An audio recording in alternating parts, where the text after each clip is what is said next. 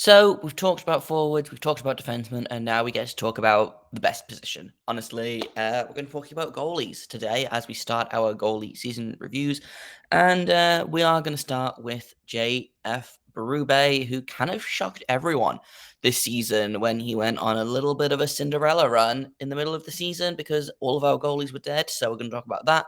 We're going to talk about whether the Monsters could bring him back this season and what it means for the goaltending depth of the team. That's all coming up today on Locked on Blue Jackets.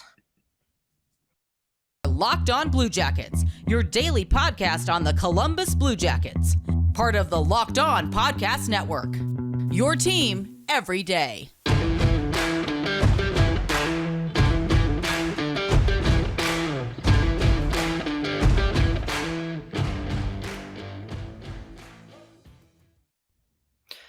Hello and welcome to Locked on Blue Jackets, part of the Locked on Podcast Network, your team every day. I am, as always, your host, Jay Foster, here to bring you news, stories, ranting, yelling, complaining, celebrating, all of the above and more about your favorite team and mine, the Columbus Blue Jackets. So before we get started, I want to thank everyone for making this your first listen of the day every day.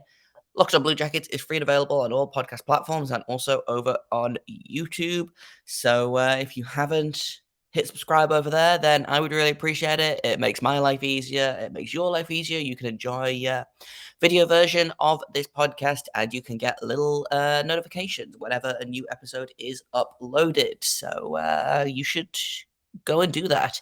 Like I said at the top of the show, today we're going to be talking about goalies, specifically Jean-Francois Berube, who was basically signed as an AHL backup, and then every other goalie got hurt or got COVID or something, and ended up playing a few games for the Blue Jackets and doing pretty well. So let's talk about Berube. Let's get stuck into it. Berube, I think, is one of those guys that is just such a good backup, honestly, or a perfectly serviceable backup, let's say.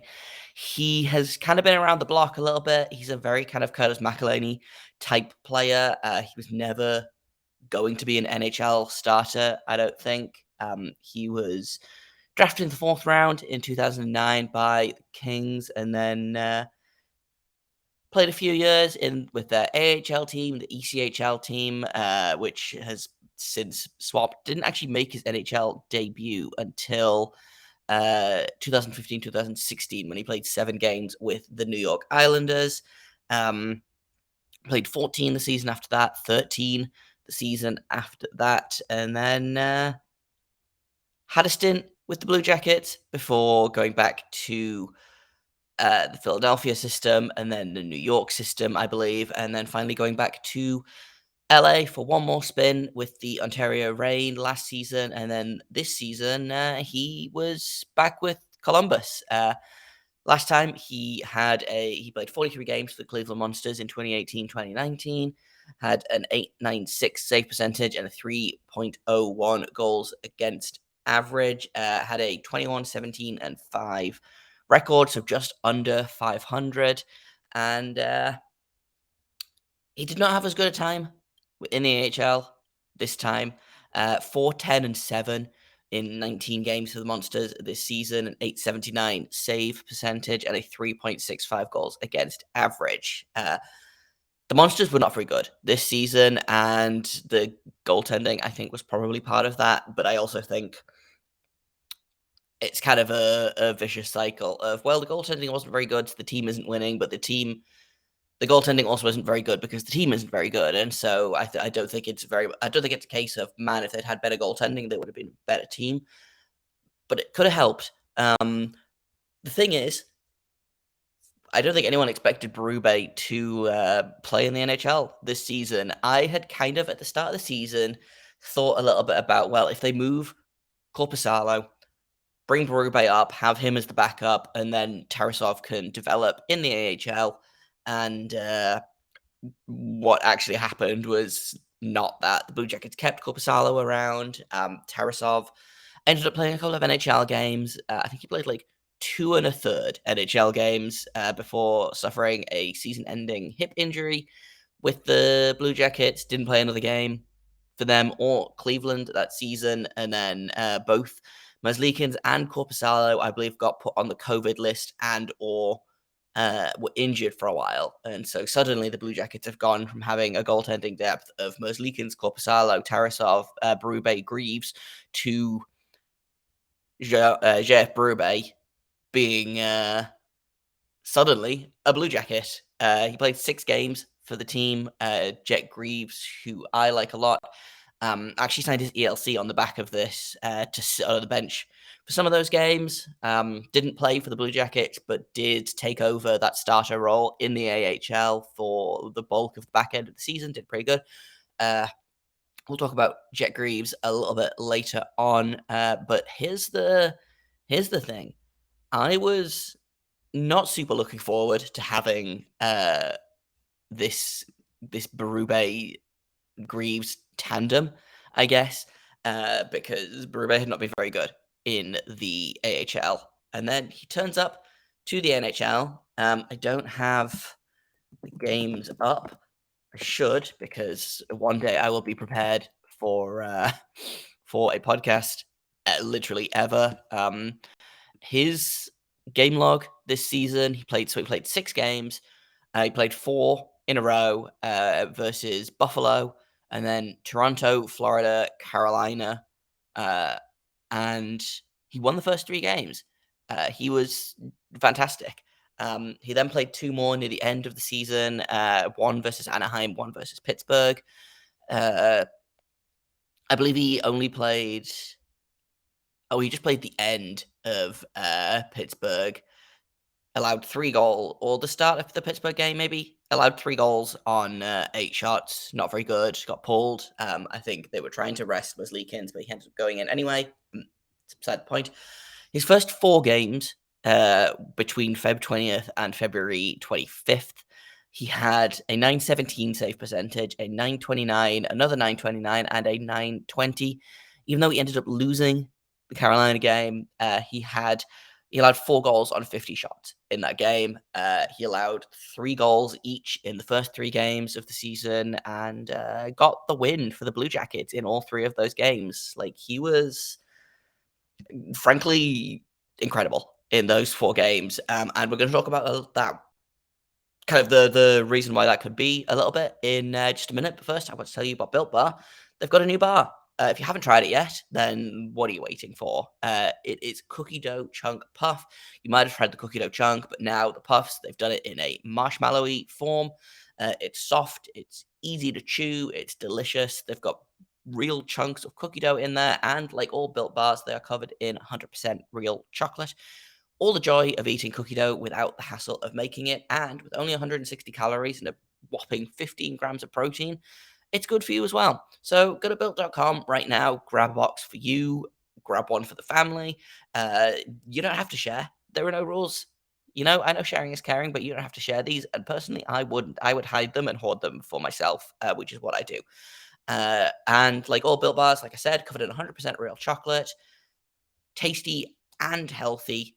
You could eat something delicious and that isn't bad for you. So dump the candy bars, ditch the calories, the fat, and the sugar, and grab yourself a Built Bar. And here's the best bit. If you go to built.com, use promo code LOCKEDON15. You can get 15% off your order. Once again, that is promo code LOCKEDON15, LOCKEDON15 at built.com, and get 15% off your order right now. So let's talk about the curious case of JF Berube, because I don't think anyone was expecting this. And this is something I've kind of talked about a little bit before, which is it's easier to play against better players than it is to play against less good players sometimes. And I think that's why you see a lot of goalies specifically will struggle in the AHL and be much better in the NHL. I mean, you look at, we're going to talk about Tarasov tomorrow, but he had, like, I think he had a 936 in, a very small sample of NHL games, but he struggled at the AHL level. Again, I think partially because the Monsters were not very good, but I think having better defense, having players that shoot a little more predictably, and this is kind of something that I found in my own, admittedly mostly beer league career, but the better the players that I play against, the better I tend to play, and I don't know if that's me playing up to their level or if it's just easier to save pucks if I can if the players shooting them are aiming a little bit better. I feel like with more inexperienced players, they tend to not have as good of an aim, and you can't read them as well. Whether that applies at the NHL versus AHL level, I do not know. Someone who has played in the NHL and the AHL would have to explain that to me. But that's always what I think of when I look at a player who has struggled in the AHL and then comes into the NHL and suddenly is like, "Hey, look, I'm gonna go 3-0 and have a 9.25 save percentage or something bonkers like that." He ended up finishing the season just as a little fun thing, with a 900 save percentage, and a 4.12 goals allowed against, which, again, I've had this rant before. Goals allowed against is not a goalie stat. It is a team stat, much like wins is a team stat. I don't super trust save percentage, but it's really the best mainstream goalie stat that we have for actually measuring the success of a goalie. Because if a goalie is only facing like 10 shots a game and he's letting in two of them, then his goals allowed against is going to be two, but his save percentage is going to be 800. If he's facing, like JF Berube did, facing 50 shots and only letting in four of them, then his goals allowed against is going to be four, which looks bad, but his save percentage ended up being like 929. So in my opinion, goals allowed against average is not something that the Blue Jackets or any team should really be using as any kind of indication of goaltending success. Save percentage has its flaws, but in my opinion, is a much better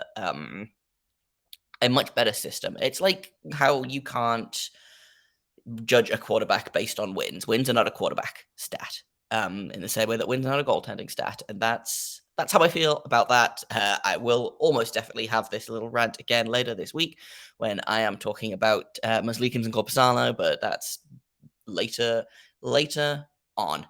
Um, so in a minute, what we'll do is we'll talk a little bit about how Berube was this season. Just kind of finish up that thought, and also currently unsigned. And we'll talk a little bit about whether the Blue Jackets might end up re-signing him, whether he could get a Cleveland only deal, things like that. That's all coming up next on Locked On Blue Jackets. So we need to give Berube a grade for the season. Again, partially thinking incomplete, partially thinking that he deserves an A for his NHL effort, if nothing else. So I guess kind of meet in the middle there. Give him a B for Berube. Yeah, he wasn't great in the AHL. When the Blue Jackets needed him to be in the NHL, he was phenomenal, I thought. Those and again, small sample, 4 games. When he came back, I believe when Korpisalo got shut down for hip surgery at the end-ish of the season, Merzlikins played a ton of games, but the ones that Berube played, he wasn't great in. 5 goals on 31 shots against Anaheim, and then, like I said, 3 goals on 8 shots against Pittsburgh. So he kind of lost the magic a little bit there. But those first 4 games that he played, 4 games in 6 days or whatever, super impressive, frankly. And so I think he deserves a B for that. In terms of his future with the team, it looks like the Blue Jackets are going to be rolling with Merzlikins and Korpisalo again this season, depending on, how the team looks by the trade deadline. We could see Korpisalo getting moved. We could see them keeping hold of him to have, 2 experienced goalies for the playoffs. I don't like it's so hard to tell, especially in the Metropolitan Division. The Blue Jackets could make the playoffs, or they could finish 7th in the division. It's really hard to tell. And I don't think them finishing 7th in the division is likely, but who knows? So as it stands, that leaves The AHL team, Daniil Tarasov. I would like to see Jack Reeves get that backup spot, and have two young goaltenders doing a tandem. But I also wouldn't hate them signing a guy like Berube to basically do the Brad Thiessen role that has happened for the past few seasons before he retired and became, I believe, the official goaltending coach, where he doesn't play a ton of games, but he exists as that veteran leadership, that mentor, that kind of unofficial coach. And I think that really benefited the younger goalies, kind of the Kivletics, the Vevalainens, the Tarasovs. I think having Thiessen around they really benefited from that, and I think Berube could really do the same role. I wouldn't hate that. I think you'd probably sign him to an AHL only deal, maybe a two-way, and then if the Blue Jackets need to call him up, they could do that without disrupting Tarasov's progress down in the AHL. So it's really hard to say. I feel like if they were going to sign him, they probably would have done by now, but I could also see them signing him on a PTO near a training camp when they know kind of what their goalie situation is like. Maybe they wait till after Traverse City. They see what Tarasov and Greaves do there, because I assume that both of those goalies will be going to Traverse City, the rookie tournament in Michigan that happens every season that the Blue Jackets typically do quite well in. So maybe they see what the goalie situation is like there, and then they're like, "Hey, we could probably use another goalie," or they're like, "No, we're going to run with these two guys." I think Cam Johnson might be under contract still, so he could again fulfill that role. But again, there's just no way of knowing these things, so it's really hard to predict. I personally would like to see them sign Berube for, the reasons I've listed, the veteran leadership, you can never have too many goalies, especially at the AHL level, because sometimes what happens is sometimes you do a Vegas and your top 5 goalies are broken and you have to pull a kid out of high school to play in the NHL for like 2 games.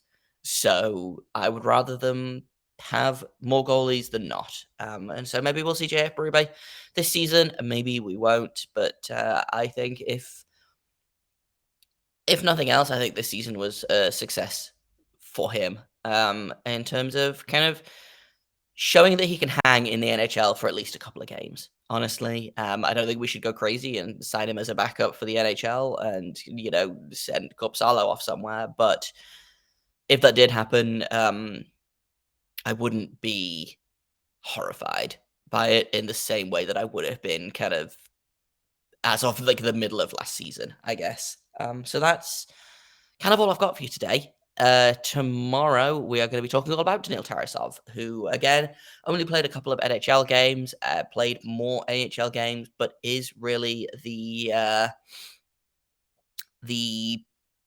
future of goaltending, for the Blue Jackets. I think he looked really good in his NHL games, and I'm excited to see how he's recovered from hip surgery. And I'm excited to see him at Traverse City in the preseason with the Blue Jackets and with the Monsters this season. So we're going to talk about all of that. We're going to talk about probably the goaltending depth in general. The Blue Jackets just drafted another goalie. Obviously, he's probably a handful of years away, unless something insane happens. But we'll talk about all of that.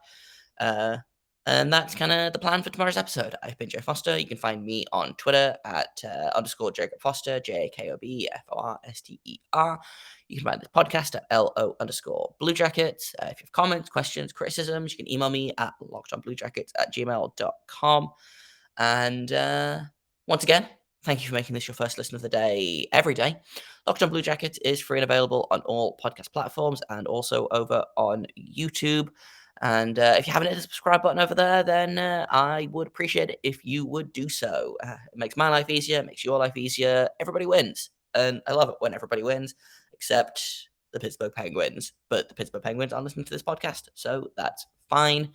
And enjoy your Tuesday. And until tomorrow, make sure you stay locked on.